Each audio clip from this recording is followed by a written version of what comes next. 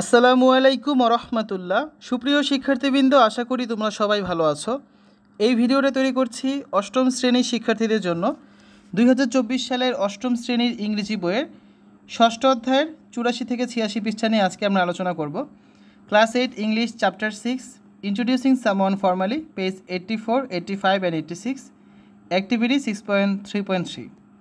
তোমরা যারা এখনও অন্যান্য বিষয়ের ভিডিওগুলো দেখোনি তারা আমাদের চ্যানেলের প্লেলিস্ট অপশন থেকে ঘুরে আসতে পারো। সেখানে অষ্টম শ্রেণীর বাংলা, ইংরেজি, গণিত, বিজ্ঞান, ডিজিটাল প্রযুক্তি, স্বাস্থ্য সুরক্ষা, জীবন ও জীবিকা, ইসলাম শিক্ষা, শিল্প ও সংস্কৃতি এবং ইতিহাস ও সামাজিক বিজ্ঞান, প্রতিটা বিষয়ের জন্য আলাদা আলাদা করে প্লেলিস্ট তৈরি করা আছে। তোমাদের যে বিষয়ের ভিডিও দরকার খুব সহজেই তোমরা এখান থেকে দেখে নিতে পারবে। আমাদের আজকে আলোচনার বিষয় 6.3.3। Read the note from the box below and discuss the questions that follow. নিজের বক্সের নোটটি পড়ো এবং পরের প্রশ্নগুলো আলোচনা করো। We write various types of texts for different purposes. বিভিন্ন উদ্দেশ্যে আমরা বিভিন্ন প্রকারের টেক্সট লিখে থাকি। Personal letters, official letters or applications, paragraphs or compositions, poems and many more. ব্যক্তিগত চিঠি, দাপ্তরিক চিঠি অথবা আবেদনপত্র, অনুচ্ছেদ বা রচনা, কবিতা এবং আরও অনেক কিছু। They can be formal or informal. এই ধরনের লেখাগুলো হতে পারে আনুষ্ঠানিক অথবা অনানুষ্ঠানিক লেখা। We use formal and informal text depending on the situation. অবস্থার উপর বা পারিপার্শ্বিকতার উপর ভিত্তি করে আমরা আনুষ্ঠানিক অথবা অনানুষ্ঠানিক লেখা লিখে থাকি। Besides this two styles of writing are different in many aspects. Let's look at them.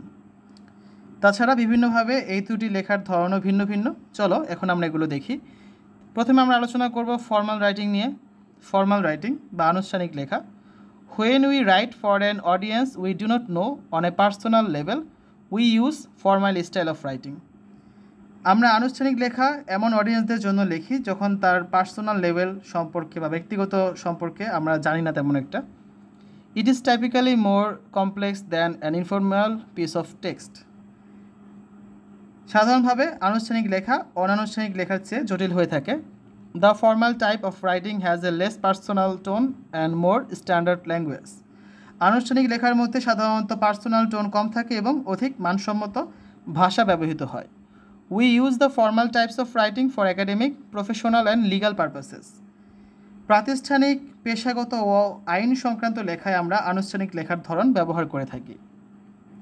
The formal writing is a bit difficult as we have to consider some essential points to be kept in mind, such as আনুষ্ঠানিক লেখা একটু জটিল ধরনের কারণ এতে জরুরি কিছু বিষয় বিবেচনায় রাখতে হয়। আনুষ্ঠানিক লেখায় word choices and tone should be polite, অর্থাৎ শব্দ চয়ন এবং টোন পোলাইট হতে হয়, ভদ্র হতে হয়। Less frequent use of first and second person singular pronounce. First person, second person এবং সিঙ্গুলার প্রোনাউনের কম উপস্থিতি থাকে। Use of cohesive devices, cohesive ডিভাইসের ব্যবহার থাকতে হয়। Use of positive and literal language and academic vocabulary, ভাষার ভালো লিটারাল ল্যাঙ্গুয়েজ এবং একাডেমিক শব্দমালা ব্যবহার করতে হয়। Avoiding repetition and over generalisation, ভাষার পুনর্ব্যবহার এবং অতিরিক্ত সাধারণীকরণ এড়িয়ে চলতে হয়। Use of proper spelling, grammar and punctuation, শব্দের সংকোচন, শব্দের বানান, ব্যাকরণ এবং জ্যোতিচিহ্ন ব্যবহার করতে হয়। Contractions, cliche, colloquial diction and abbreviations are generally avoided. শব্দের সংকোচন, গতানুগতিক ব্যবহার এবং সাধারণত আঞ্চলিক ভাষা পরিহার করতে হয়। Sentences are elaborated and concluded. বিস্তারিত এবং কনক্লুডেড বাক্য ব্যবহার করতে হয়। Long sentences, complex and compound are common. সাধারণত এতে দীর্ঘ বাক্যের ব্যবহার দেখা যায়। Less frequent use of idioms and phrases and single word verbs are preferred to phrasal verbs. Phrasal ভার্বের পরিবর্তে সাধারণত ভার্বের বেশি ব্যবহার হয়। তারপর ইডিয়মস এবং ফ্রেজ ব্যবহার করা হয়। নো ইমোশনাল ল্যাঙ্গুয়েজ, এ ধরনের লেখায় কোনো আবেগিক ভাষা ব্যবহার করা হয় না। No statistics without proper reference, সঠিক রেফারেন্স ছাড়া কোনো পরিসংখ্যান ব্যবহার করা হয় না। Full of objectivity and impersonal style, এ ধরনের লেখায় ফুল অফ অবজেক্টিভিটি এবং ইম্পার্সোনাল স্টাইল ব্যবহার করা হয়।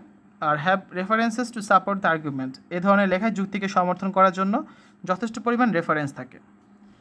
এখন আমরা দেখব ইনফর্মাল রাইটিং বা অনানুষ্ঠানিক লেখা। We use the informal style of writing for personal and casual communication. where infriendly and less formal language is used. ব্যক্তিগত গতানুগতিক যোগাযোগের জন্য আমরা অনানুষ্ঠানিক লেখা ব্যবহার করে থাকি যেগুলোতে বন্ধুসুলভ এবং লেস ফর্মাল ভাষা ব্যবহার করা হয়, ঠিক আছে, মানে কম আনুষ্ঠানিক ভাষা ব্যবহার করা হয়।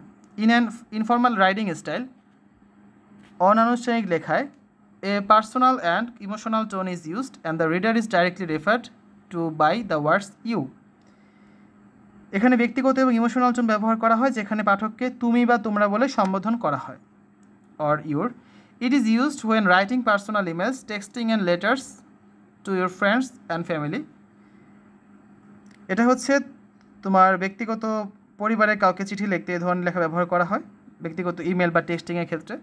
It is a direct form of writing which uses, এটা লেখার সরাসরি ধরন যেটাতে ব্যবহৃত হয় কন্ট্রাকশনস, অ্যাব্রিভিয়েশনস অ্যান্ড শর্ট সেন্টেন্সেস, বাক্যকে সংক্ষিপ্তকরণ, শব্দ সংকোচন এবং ছোট বাক্যে ব্যবহার হয়ে থাকে। Ordinary, short and simple sentences, সাধারণ ছোট এবং সরল বাক্যে ব্যবহার হয়। পার্সোনাল অ্যান্ড সাবজেক্টিভ মোড, ব্যক্তিগত এবং সাবজেক্টিভ মোড থাকে। First and second person pronounce, first person থাকে, সেকেন্ড পার্সন থাকে এবং প্রোনাউন্স থাকে এদের। Idioms and phrases and phrasal verbs, এখানে ইডিয়মস আর ফ্রেজ থাকে, এছাড়া ফ্রেজাল ভার্বস ব্যবহার করা হয়ে থাকে, ঠিক আছে। তখন আমরা যে ইংলিশগুলোর বাংলা বললাম অথবা বঙ্গানুবাদগুলো করলাম এগুলো সব কিন্তু এখানে সুন্দর করে লেখা আছে, তোমরা এখান থেকে দেখে নিতে পারবে, ঠিক আছে। এরপর একটা কাজ আছে, এখন হচ্ছে আমরা সেই কাজটা করব।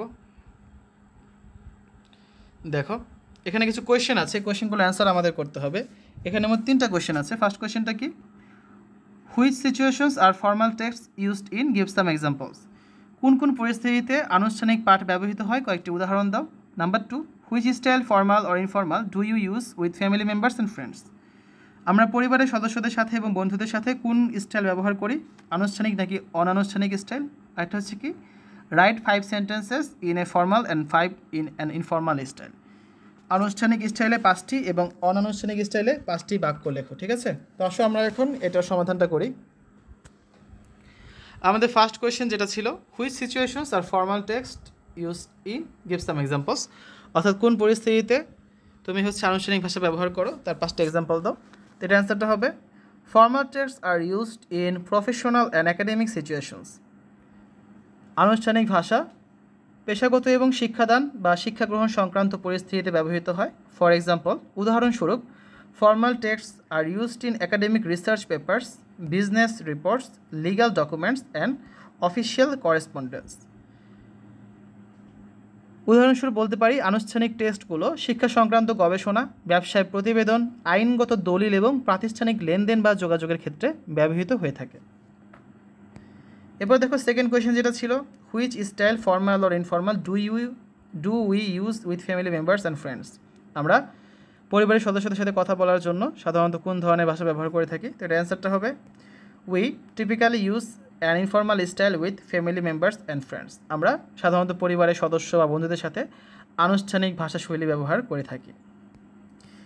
নাম্বার 3, থার্ড কোয়েশ্চেন হচ্ছে, right 5 sentences in a formal and 5 in an informal style, অর্থাৎ আনুষ্ঠানিক রীতিতে 5টা বাক্য লিখবে আর অনানুষ্ঠানিক রীতিতে আরও 5টা বাক্য লিখবে। তো এটার অ্যান্সারটা দেখি আমরা। প্রথমে আমরা হচ্ছে 5 সেন্টেন্সেস ইন ফর্মাল স্টাইল, আনুষ্ঠানিক রীতিতে 5টা বাক্য দেখব। Number 1, I hereby submit my application for the position you advertised.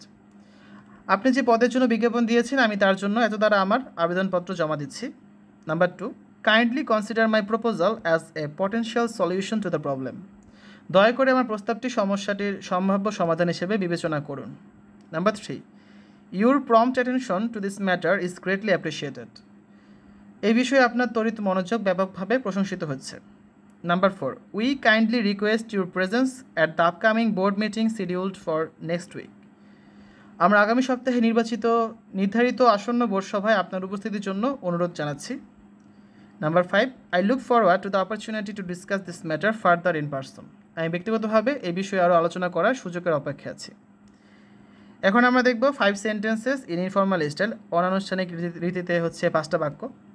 Number 1, I am going to grab some pizza for lunch. আমি মধ্যাহ্নভোজের জন্য কিছু পিজা খাবো। Number 2, that movie we watched last night was awesome. আমরা গত রাতে যে চলচ্চিত্র দেখেছি তা ছিল চমৎকার। Number 3, let's hit the beach and soak up the sun. চলো আমরা সৈকতে যাই এবং রৌদ্র স্নাত আবহাওয়া উপভোগ করি। Number 4, I will text you later to make plans, আমি তোমাকে পরে বার্তা পাঠাবো পরিকল্পনা করার জন্য। And number 5, hey do you want to watch a movie tonight, এই তুমি কি আজ রাতে একটি চলচ্চিত্র দেখতে যাবে? তো এই হচ্ছে 5টা সেন্টেন্স আমরা দেখলাম ইনফর্মাল স্টাইলে।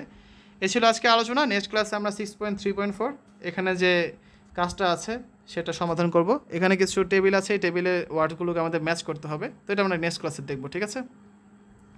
তো শিক্ষার্থীরা এতক্ষণ তোমরা দেখলে class 8 English chapter 6 introducing someone formally, page number 84, 85 and 86, activity 6.3.3 or listen 6.3.3। আশা করি তোমাদের কাছে ভিডিওটা ভালো লেগেছে। আজ এখানে বিদায় নিচ্ছি। আল্লাহ হাফেজ।